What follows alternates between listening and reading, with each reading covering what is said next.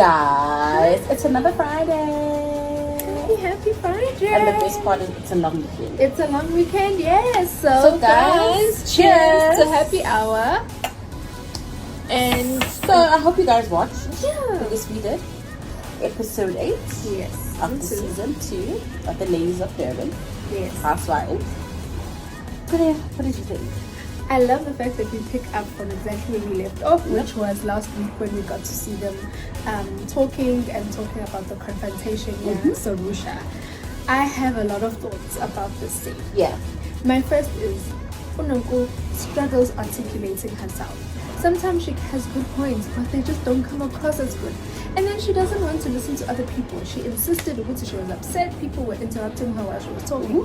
And then as soon as Sarusha wanted to actually respond to the stuff that she said, she got up and started dishing up food and was loud about it. I mean, that's hypocritical.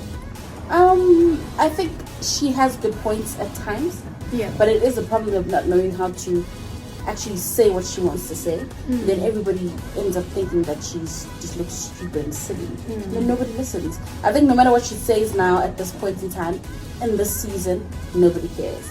What did you think about Sarusha's explanation as to why she picked? Okay, the thing is, you didn't have enough space, cool. But why did you pick the people you picked? She said it was just the people that were in the mix at the time. What does that even mean?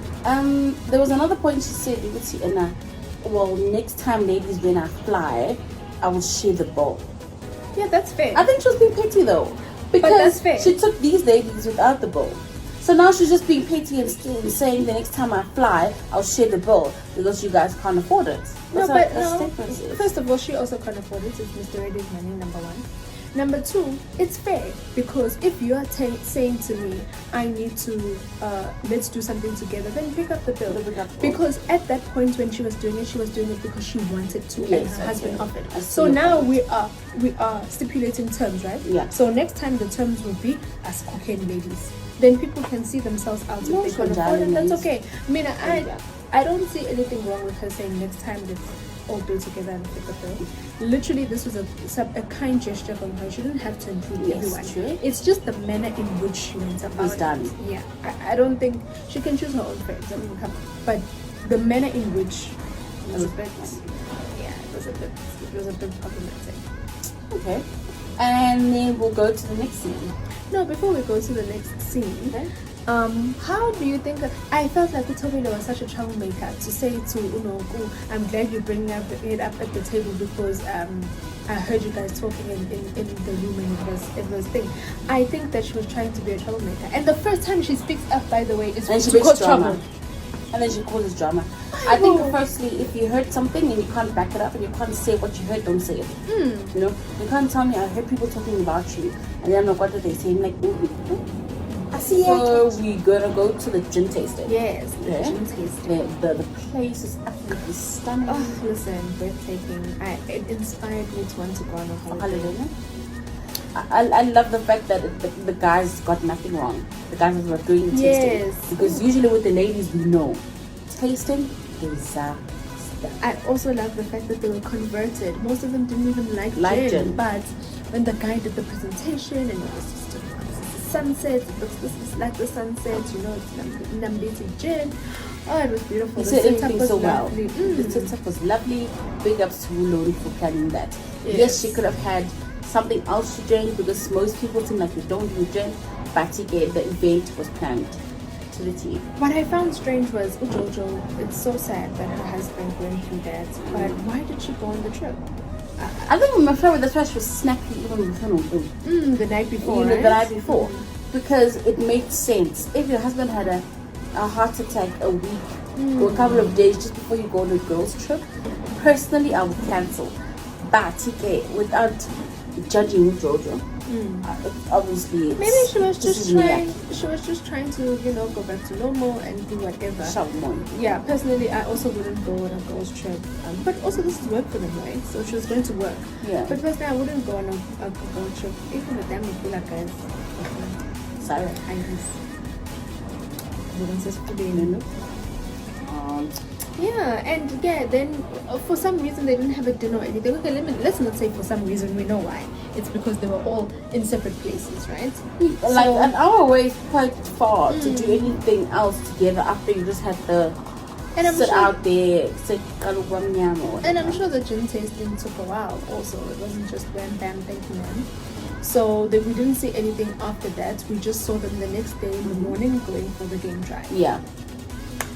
The game drive. I agree with the girls, being in nature, it just revitalizes you. Does. There's something about being around Nice animals and being in the bushes that helps you just to Relax. Relaxed, yeah.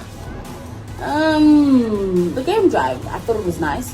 Yes, it was unfortunate that they were going in two different cars because obviously they're 1 hour away from each other. Yeah. So they can't really wait for each other. Yeah, that's But I would have enjoyed the game drive.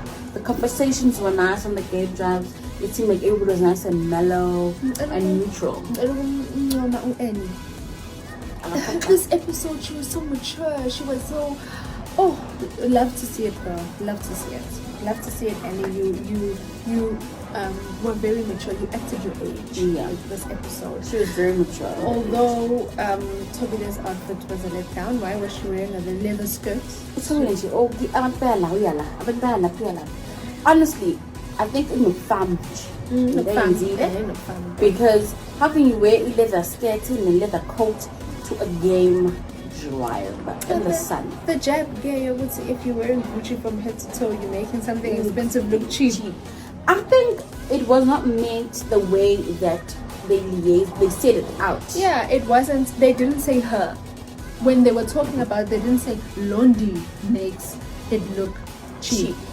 They said when you wear it from head to toe. And Olatung was quite specific. She said, you guys put all these colors together. But Olatung didn't say anything about looking cheap, hey? That came from But all she said, Olatung said, it is bright. It's bright. And these brands are bright. Gucci, Dolce & Gabbana. It does look kind of... It's kind of cute. Yeah, she wears the whole thing. She wears the whole thing and you're just like... So it's questionable sometimes. Personally, I love Londi's outfits. I think it was cute because she broke it with a white shirt. So she was wearing, yes, the green pants with the bucket hat, but she broke it with a beautiful white t-shirt and she looked nice and she looked appropriate. I think if you're wearing it correctly, honestly, there's nothing to be said about it. And I think sometimes, yes, we question people a lot about what is it real, But it seems like when you're doing costing on someone's life and you're just looking at them and you're like, how can A be wearing B? I think that counting other people's money is a mistake because you don't know what people are investing in, what they're doing. Don't count somebody's money. Don't think you know how much money they have. I think that also being so interested in people's money is tacky. Like, it's so tacky. Like, mind your business. Unless somebody shares their bank statement with you, mind your business. What did you think of? Oh, I want to say what I thought about it. Thank you. Okay. So, Onongo, she answered a few questions that are not asked. Yes. Like, guys, we have grown up, we've been dating, some people have been married and divorced. Men say it all the time. If they're in a relationship, I'll leave my partner for you.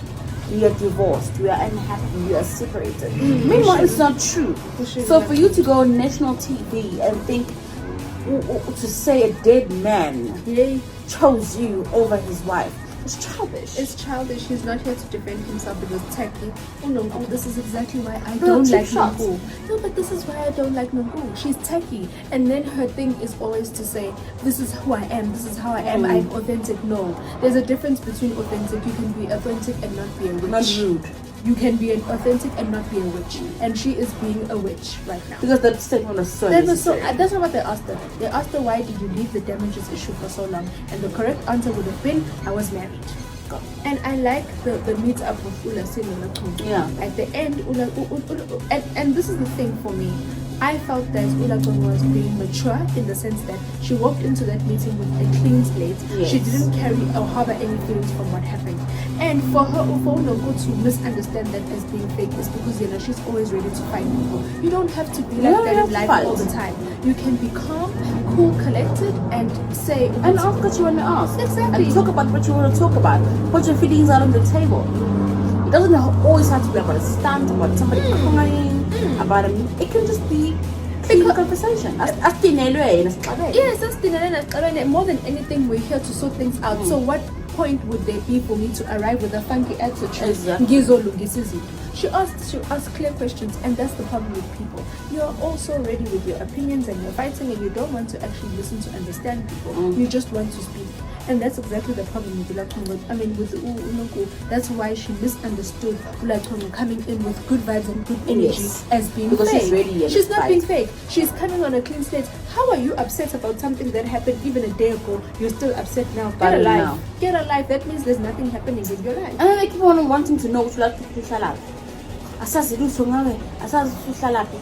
do you want to know where she lives? Please, please can we review this part of the clip? Ukulinda kwakho ukuthi ulungise isibongo sengane yakho uhlanganaphi nokuthi usifiso wathi wena khuleka because wenza iphutha ngokuthi ashade uAyana. She doesn't want to hear me. No, listen. She was asked a direct question and she could not answer. It was a direct question. Now you're deflecting and asking, you're saying, but you're not honest, you're not because Bamboo's ihlangana indaba yokuthi i-damages yakho no-Ayanda nokuthi u-Ayanda ayifani nje lezo zinto. So uhlangisa kanjani?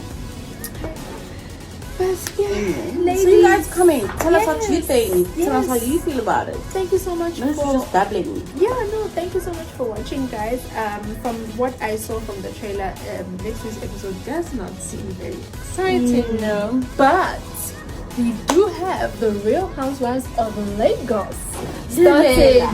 Did you see where? Yo. Private jets So we can't wait to review that for you guys as well. We'll be watching the Real Housewives of Lagos. I don't know the ladies, so it will be nice to actually get to know the ladies on the show. I'm sure. And yeah, let's see the difference between, because I know that Joburg started the traction. Yeah. And then obviously Durban was more interesting than Joburg. I hear Lagos is going to be even more interesting. Levels, baby.